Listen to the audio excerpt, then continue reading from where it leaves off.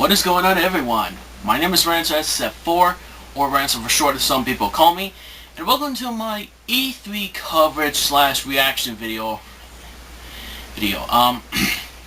Now, you'd probably look at this video, and this is the Sony conference I'm talking about, the Sony conference.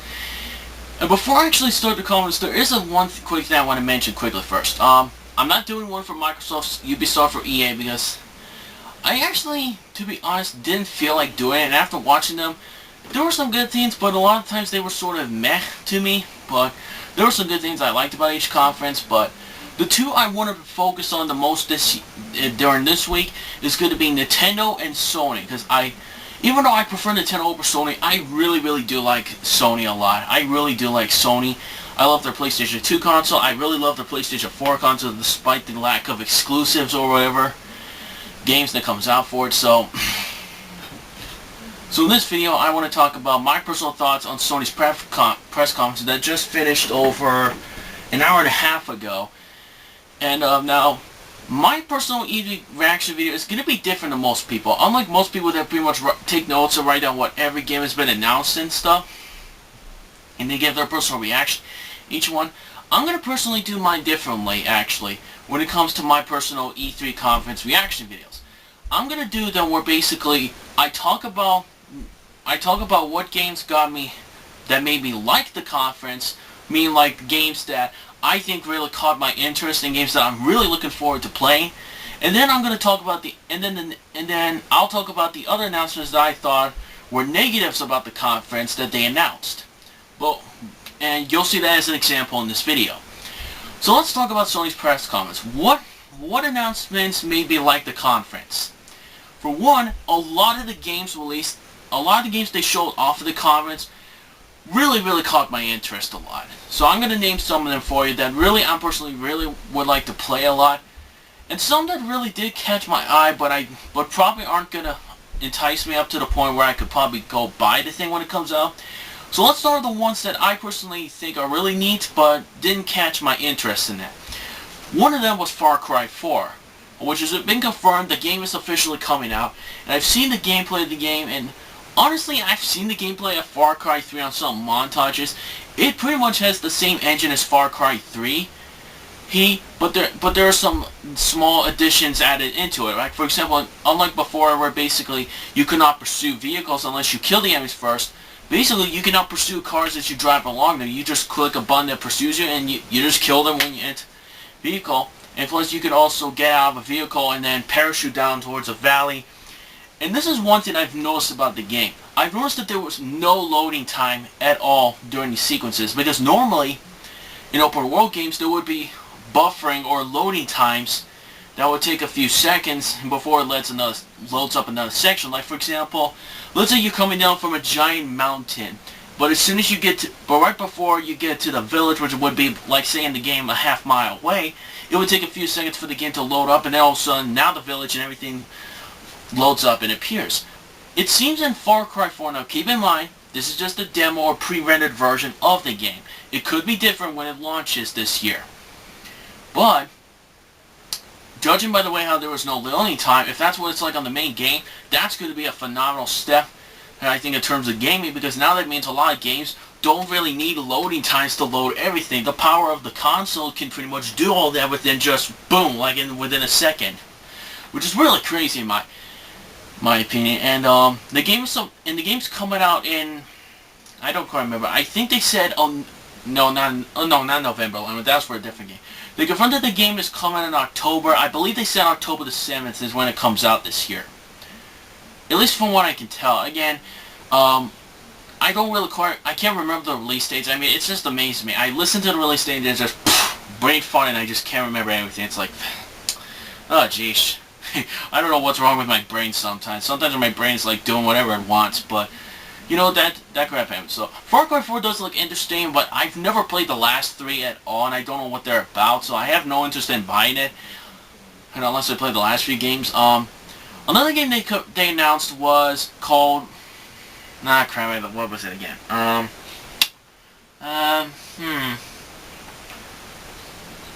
I think they said it was a Big Sky or something. It's actually an indie type game, where basically you can go into space, you can go into a planet filled with life forms. There's not that much to describe it. You can see the gameplay footage yourself, and there's not really that much to say about it. They say it's supposed to be different than most sci-fi games, which I don't really play those types of games, to be honest. I really don't play those types of games, but oh, that's just one of them I wanted to mention. So now let's get to the big games, the ones that I personally really want to play, that I'm really pumped for seeing. First one is The Last of Us Remastered. Now, I know some people may be wondering, what are you talking about? That remake that they confirmed was being made? Yeah, that's true. The Last of Us Remastered is a PS4 remake of last year's game that got over 200 Game of the Year awards alongside other games like Super Mario 3D World, which I gave that game my personal Game of the Year award, and Grand Theft Auto 5 and Bioshock Infinite, and several other games.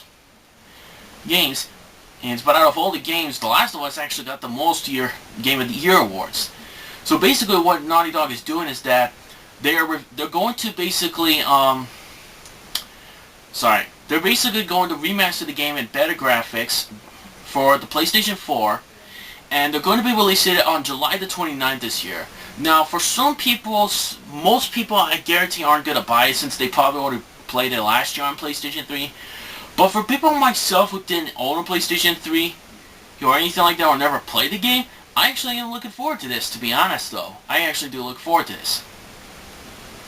Now, but before we get to the other big games that I'm looking forward to playing, there is two honorable mentions of games that were close to being with the top games I'm looking forward to the most and hyped to buy, but just didn't make it. One is Grand Theft Auto 5 coming to PlayStation 4, which, to be honest, not really that much to say. It's basically they're just bringing back with remastered graphics, improved graphics, and tweaks and some other stuff, and yada yada. It happens a lot in remakes. The second honorable mention is the final game they show off at the end of the conference, known as Uncharted 4, which supposedly, judging by the title, it says Uncharted 4: A Thief's End. It sounds like that this could be the final game in the series.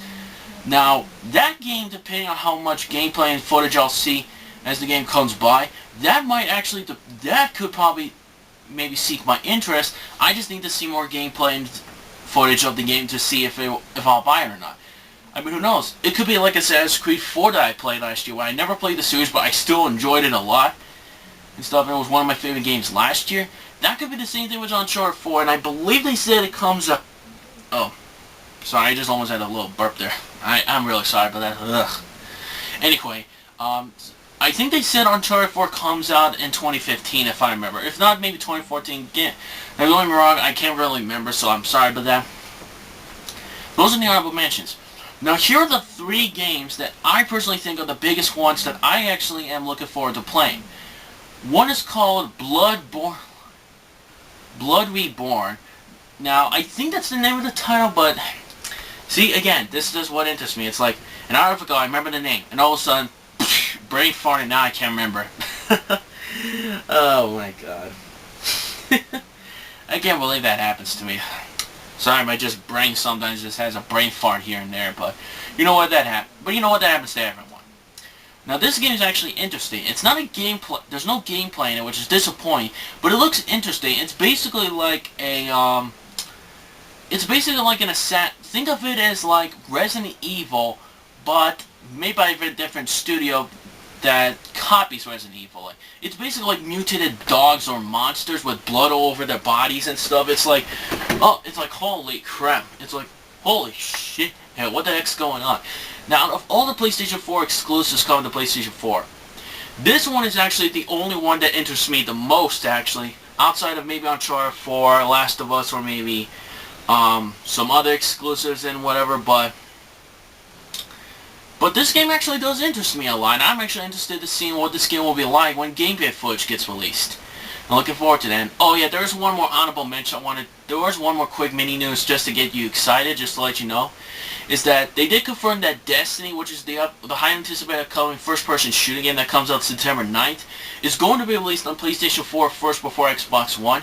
And to celebrate that, Sony announced that they're releasing a white-colored PlayStation 4 with the Destiny game on release day. Now, to me, that's a big positive for Sony. See, because by releasing on PlayStation 4 first with this bundle, the majority of the people who are looking forward to buy this game are definitely going to buy it on PlayStation 4, and with the bundles coming out with it, that's actually going to increase sales on the PlayStation 4 a lot more. And since it won't be coming onto the Xbox One until a small bit later, the only people who might buy it on Xbox One are going to be the Microsoft fans. But outside of that, probably everybody else is going to get it on PS4, possibly with the bundle. So I just wanted to point that out, just in case I forgot to tell you that. Now on to the last two games, and these two I'm actually looking forward to quite a lot. The first one, Mortal Kombat 10. Now, if you don't really know, they released a trailer for the game a few days before E3. NetherRealm released a CG trailer of the game, and even though it wasn't a gameplay footage, some people was looking at the trailer a couple of times, noticing some stuff that could come, or what mechanics are going to get introduced, and so forth. But then Sony comes along, being the only conference, I repeat, the only conference to have actual gameplay footage of Mortal Kombat 10, which really, really got me hyped. As soon as I saw it, I was like, yes, finally, there's some footage, let's watch it, let's watch it. Anyway, now, before I get to it, I know some people might be asking, well, wait a minute, you criticized NetherRealm for all the Injustice stuff going on last year. Like, that's definitely true. If in case you don't know, I made some rant videos last year where basically I talk about NetherRealm cheating on customers who bought the Wii U version of Injustice.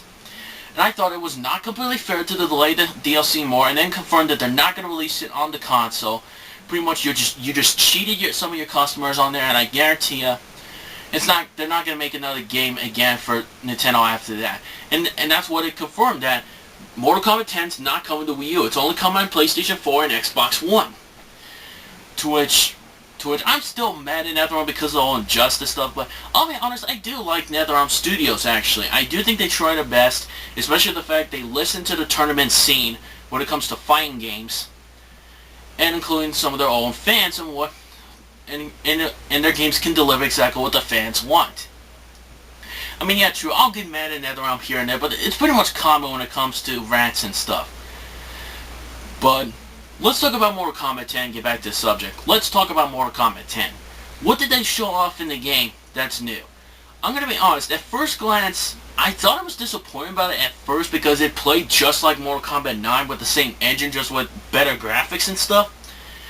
Which is actually the case. It does definitely play like Mortal Kombat 9 because I played the game on my friend's Xbox 360 and I did like the game, even though I did thought there were a lot of very broken things that they had to make so many patches to fucking fix. It's like, jeez, how many patches do you need just to make the game so well balanced where you don't need to make any more? Like, I understand if there were some very broken things that were discovered like within months after the game's release, but not like so many times, but not like release a patch every time a character gets released. It's like, what the hell? I mean, ugh. But anyway, back to the gameplay. Now then there is a couple things I want to mention that's going to be in Mortal Kombat 10 that was present from the previous games. For one, the background interactables that were in Injustice are going to actually be in Mortal Kombat 10. For example, there's a scene where this new character that you've never seen before in a Mortal Kombat game comes in. She gets trapped to the corner by this giant big guy with a little tiny guy in his back. And then she jumps right off the wall, and the fact that they can even grab zombies or barrels up, you can just throw them at opponents and even use twigs to do a double circle kick. It's like, scap, boom, scap, boosh. Is that stuff. They're basically bringing back the background interactable mechanic that was introduced in Injustice and bringing it into Mortal Kombat 10, which I actually think would be nice to see how that works in a Mortal Kombat game compared to a superhero type fighting game. And I actually am interested in that. Oh, hold on. Sorry, I actually have the TV and I also have the Wii U gamepad on with the Google because I was watching a lot of the live streams earlier today on my gamepad. Because for some weird reason my laptop won't let me do it, which is bullshit, but whatever. So there was actually some other things I've also noticed in the gameplay trailer. For one, I've noticed that some of the old return characters, that they only show off two of them, which is Scorpion and Sub-Zero, you know, the most iconic characters in Mortal Kombat. They each of them has a different new combo action and some new X-Ray Supers. Yes, X-Ray Supers are going to be returning, but let's talk about the combos. For one, I've noticed Sub-Zero's new combo, where basically he does a punch, a kick, and then he does an uppercut that launches the opponent in the air. And then right as soon as the opponent comes down, he can do his slide attack, which I'm assuming is the meter burn version, because he slides and he turns around and just goes, which is actually pretty neat, actually, in my opinion. That they added some new combos that creates more combo possibilities. Same thing with Scorpion. He does have some new combos into it. He has one that's like stomach punch, uppercut, and just a kick and kicks them, which creates knockdown or whatever, in case some of you don't know what that is. Basically, it's a knockdown. When you knock the opponent down, they won't be able to instantly get back up as soon as they hit the ground, like some moves. However, I did notice some changes to some of the returning characters, like Sub-Zero. Like, you could still do the clone thing. If you don't know how he played in Mortal Kombat 9, was that he would actually use his clone as a defense shield to stop the opponent from getting close, or else if you time it correctly when they jump, or they jump at it by mistake, you get a free 30-ish% combo off if you time it correctly. Here though, it seems he'll still be able to do that, but I noticed one thing they changed about is that now he can throw his clone as a projectile. Now, keep in mind, this is still in development though, so it could change, but judging by the way how they made a projectile down and the fact it didn't freeze Scorpion when it hit him, that definitely tells me right off the bat they're trying to give Sub-Zero more options to throw projectiles, trying to make him a zoning character with that.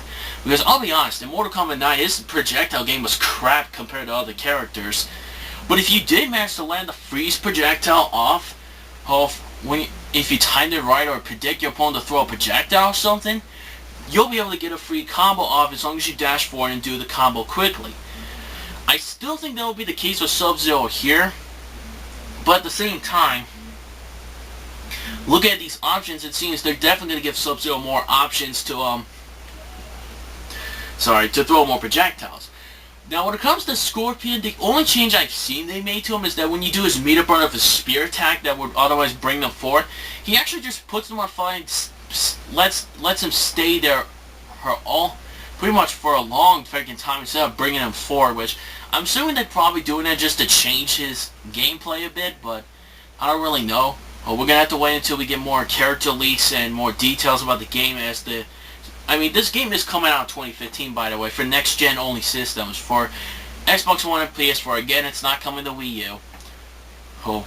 And now, in terms of the new characters, the two they showed off, it's kind of hard to describe how they play. The big guy with the little guy on his back, that character, I know for a fact, I think he's going to play similar to Solomon Grundy and Bane from Injustice. Which, if you don't know how they played it, how those two characters played in Injustice, they played like rush down pressure characters, where they just go punch, punch, punch, kick, kick, kick, like certain combos that are very safe on block to use. And because of this, it made a lot of them really, really good up close, that if you do the right mix-up, you can deal a lot of damage within just a... For some reason I just felt something, but anyway. But basically, they would pressure your opponent so much that if you do the right mix-up, they would do a lot of damage within a few seconds, which worked very well for those characters because they were giant characters. They had mix-ups that would do so much damage that it was ridiculous of how much damage they could do within seconds. And that's how I feel how this big guy in this game is going to play like.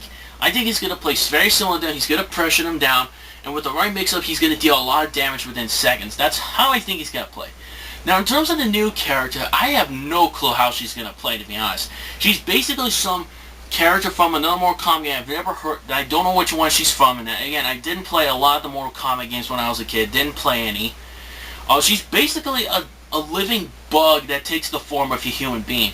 Think of her as like, I don't know how to describe it. Think of her as one of those B-rated monster films or something like that, where a guy actually crosses his DNA with a fly, and then he becomes an anthropomorphic fly that still has the body of a human, but has the traits of a fly. That's basically what she is. She has the body of a human, but she has the traits and stuff like a bug.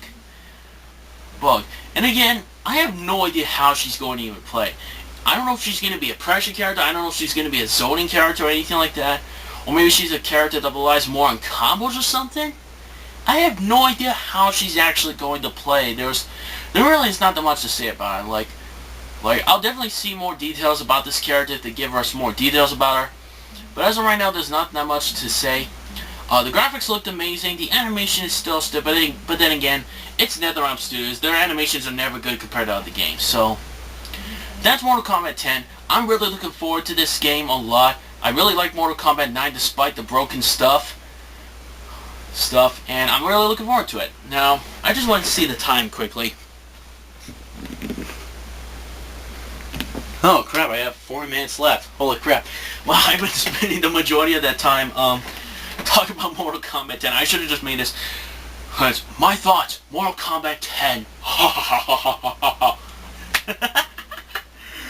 my god, I should really stop talking too much into detail about one thing and just have only a few minutes left.